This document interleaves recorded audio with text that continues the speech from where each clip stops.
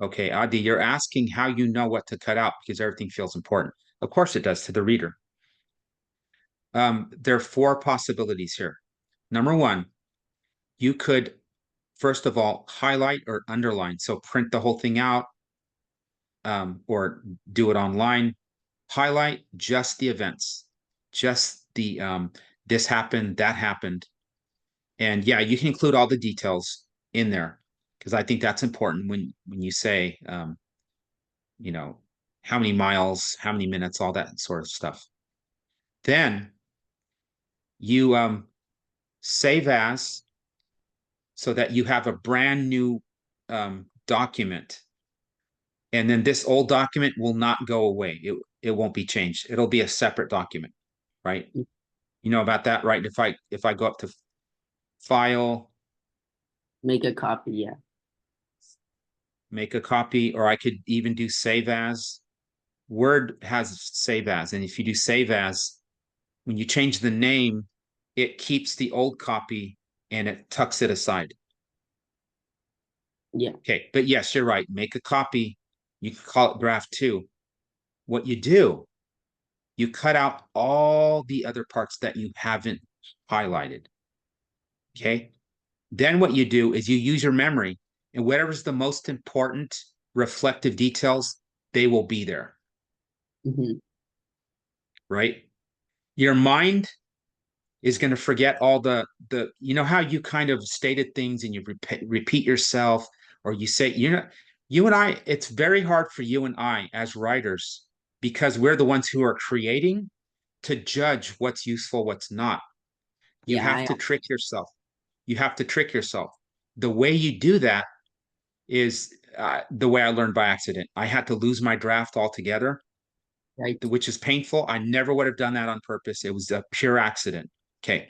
The other way you can do it is you can do what one of my editors, I was writing for a newspaper, um, literary humor stories, a funny story about a grandmother in a car or a bus.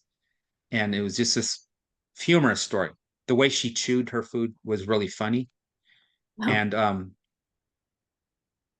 the editor said, okay, this is 1,500 words.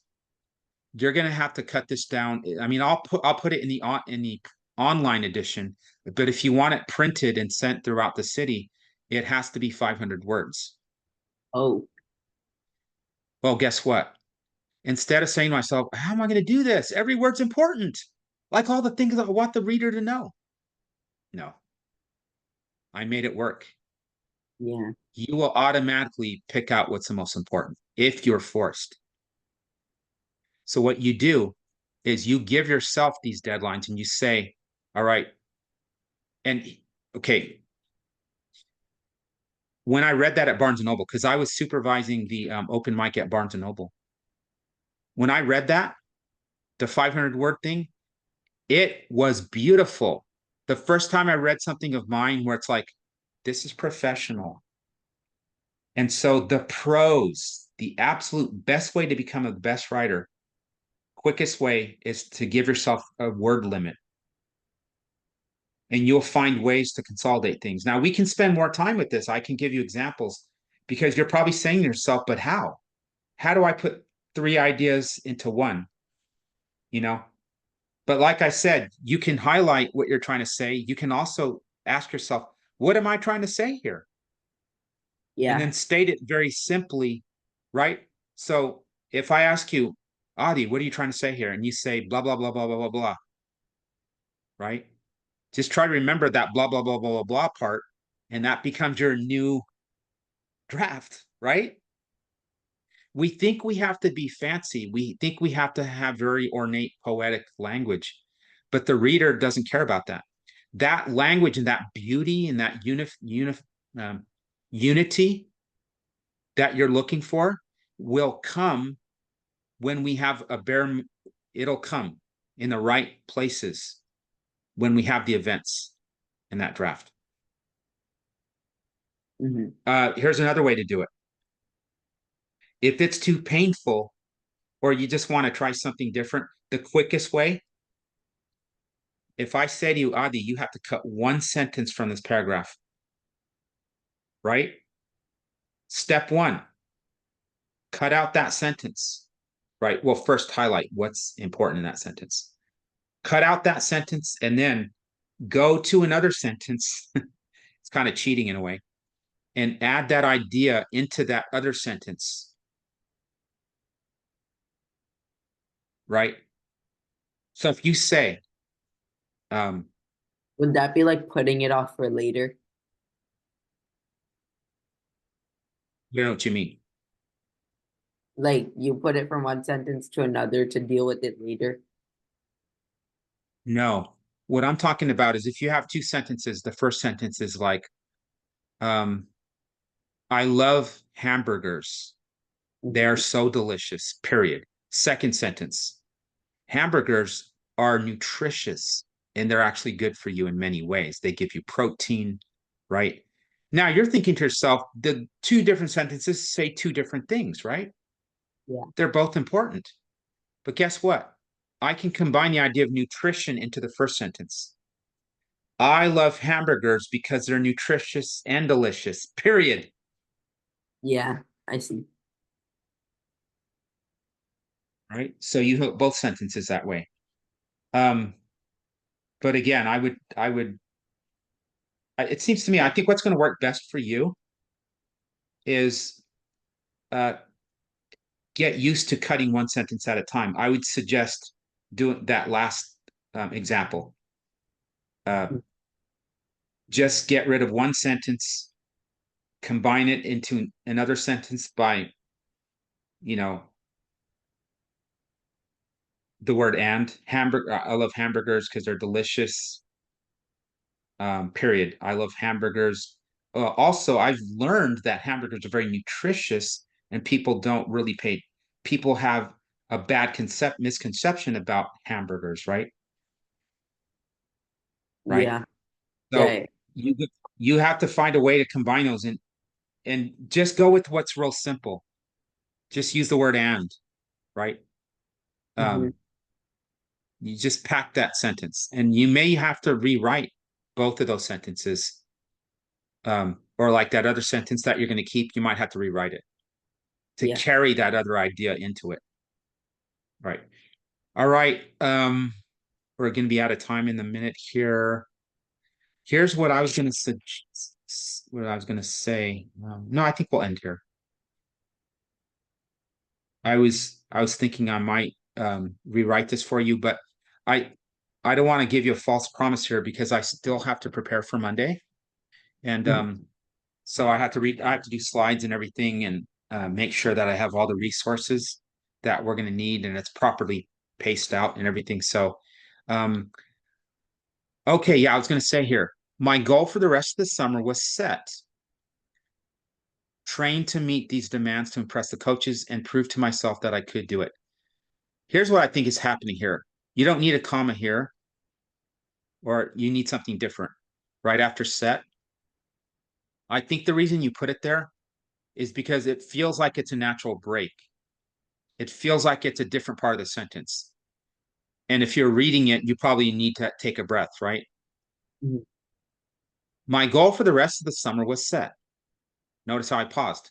Train to meet these demands to impress the coaches. Yeah, But in reality, commas are used, you're using it like it's separating items in a series. I like hamburgers, comma, hot dogs, comma, and ice cream, period. That's how you're using it here. But in reality, what is this part here? Train to meet these demands to impress the coaches. That's yeah, all modifying or explaining goal. Therefore, what you need here instead of a comma is a colon because you are directly explaining something in the first part of the sentence. Let me give yeah. you a simple example. I love vegetables, Mhm. colon, carrots and peas, Yeah. right? My goal is set, colon, train, blah, blah, blah. hmm Okay. Okay. But an interesting thing happens here. You could, because this is an independent clause. Train to meet these demands to impress. No, actually, it's not. You need a subject there. So if you want to make this a separate sentence, you have to reintroduce a subject. Who or what is training?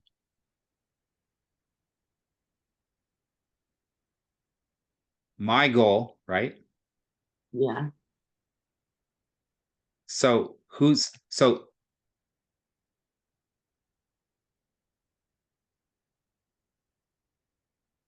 actually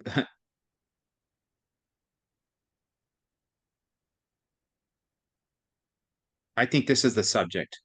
My goal is actually doing the action. Believe it or not, my goal is the subject. Mm-hmm. Was is the verb. Set is the indirect object or direct object. It's the rest of the sentence. Yeah. But now, if you want to make this part, here's the thing.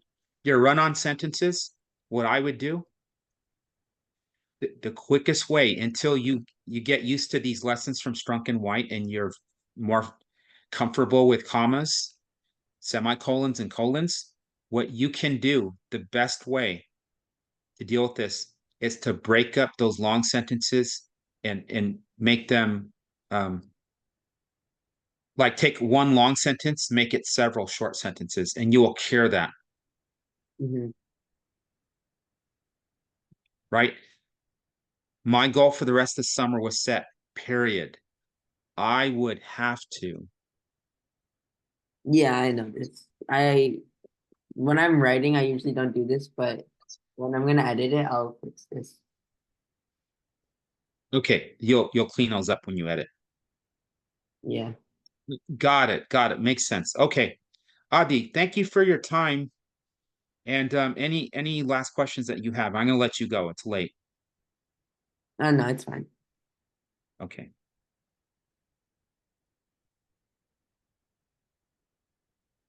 All right. Okay. Well, that's about it. Let me stop recording.